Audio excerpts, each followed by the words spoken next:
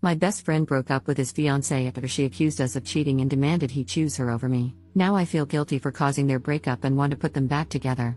Posted by you/Pelican Dom. Hey all, so, here's the backstory.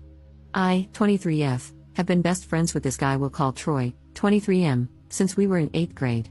All throughout high school, we hung out together with our other mutual best friend, Adam. The three of us spent a lot of time together and did nearly everything as a group. In high school, we experienced our fair share of losses and trauma. At one point, both Adam and Troy stayed at my house for a couple of months before college due to issues at home. This brought us closer than usual friends because we learned to lean on each other so much. Fast forward to college, and all three of us attended different schools, but we continued FaceTiming each other every other day. Leaving our families and each other was rough, and we had developed a kind of codependency in high school. Our frequent communication only reinforced that, but it was how we coped.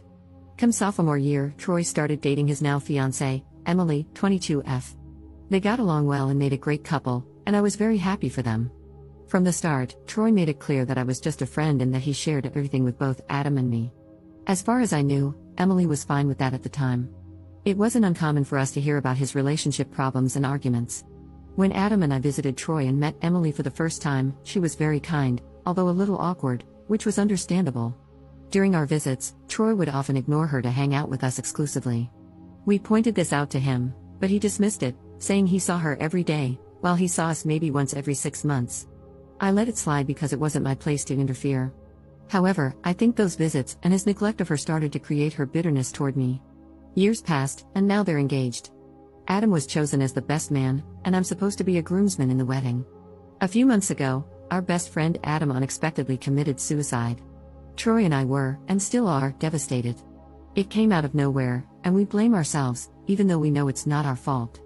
I live alone in an apartment and expressed to Troy that I was feeling distressed and lonely, especially due to the COVID lockdown. Troy dropped everything to come live with me for a few weeks so we could process our grief together. We've both been attending therapy for grief. A week ago, Troy got a call from Emily, who said she wanted him back at their apartment because she didn't trust him being with me. She accused him of cheating on her with me and said he should be choosing her over me.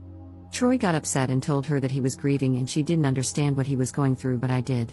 It escalated to the point where Emily gave him an ultimatum: choose me or her. Troy told her it was unfair to make him choose between two important people in his life and that if she couldn't understand his need for support, maybe they weren't meant to be together. She was hurt by his response and told him she needed time to cool off and think.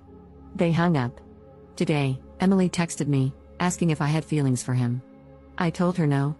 She then called and asked if I loved him, and I said yes, but as a brother. I explained that I'd do anything for Troy. She told me that if I truly loved him, I would step back and let her have him. I told her this was a conversation she needed to have with him and that I was tired of being in the middle of it. She got angry, hung up on me, and I immediately told Troy about our conversation. Troy called her and broke up with her. I think his decision was hasty and emotional, and I'm trying to talk him out of it, but I'm not sure what else I can do. Can you all give me some advice? I feel like this is my fault for asking him to come stay with me. Edit. Hey all, it's been a few hours since I posted this, and I didn't expect to get so many responses. Thank you all for your input, it's really helped me gain some perspective. I've been told that my relationships with both Troy and Adam were detrimental to my other relationships, and I was taking steps to fix that. However, with Adam's death and the stress of COVID, all the lessons I'd been learning kind of flew out the window. That's no excuse for how I've been behaving. Troy is a dear friend, and I've been unknowingly sabotaging his relationships with other people. That's not fair to him or to the people in his life. I've also considered Emily a friend since I met her, but I haven't been a good friend to her either. Since I posted this, Troy broke down about his breakup and said he regrets breaking up with her. He texted her, and they agreed to try to talk things out in a couple of days after they've both had time to process everything. I showed Troy this thread, and he got to hear what you all were saying too, so hopefully, that helps. He and I agree that we need some space apart, so he'll stay at my apartment, and I'm staying on a coworker's couch.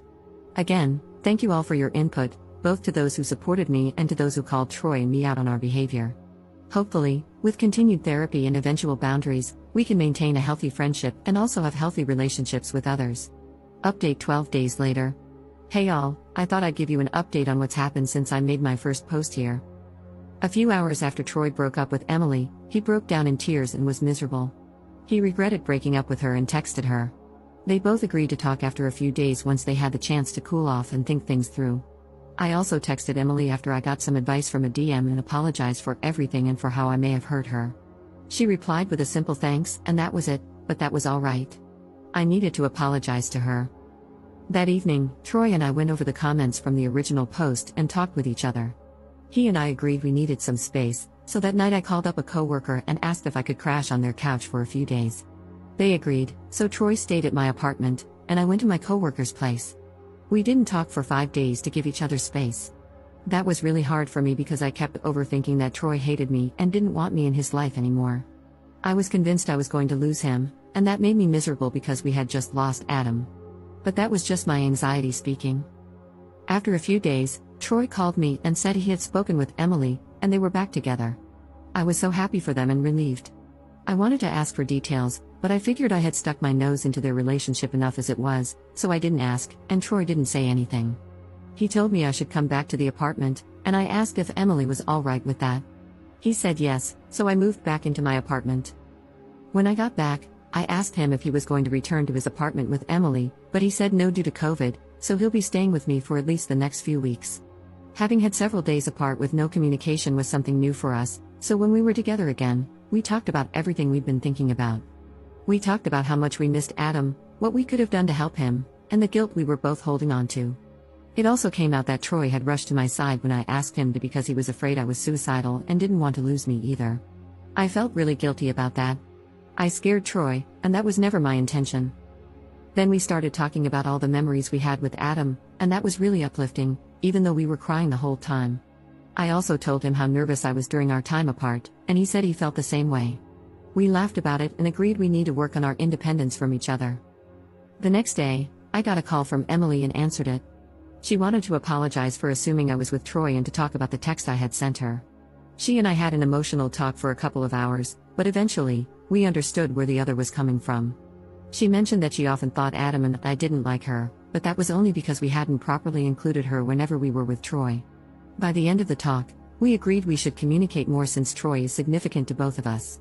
It was good to talk with her and clear everything up.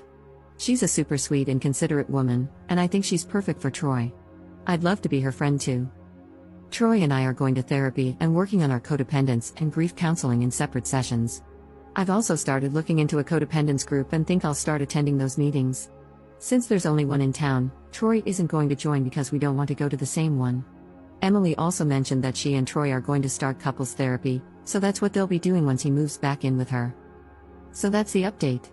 Emily and Troy are back together, Troy will be staying with me for the next few weeks, and Emily and I have started building our friendship. Hopefully, from here on out, there will be more communication between them and better boundaries between Troy and me. Troy and I are willing to put in the effort, and Emily is supportive of us, so I'm optimistic. I'm sure Adam would be happy that we're moving forward together. If you all have any more advice or words of encouragement, I'd love to hear them.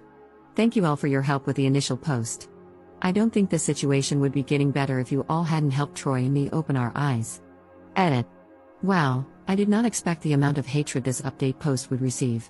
I thought the situation had resolved itself positively. You all want Troy out of my apartment right away, though. So, I told him that he should head home as soon as possible to be with Emily, and he admitted that he did not want to go back to Florida because of the increase in coronavirus cases and that he liked the relatively relaxed state of things here in my state.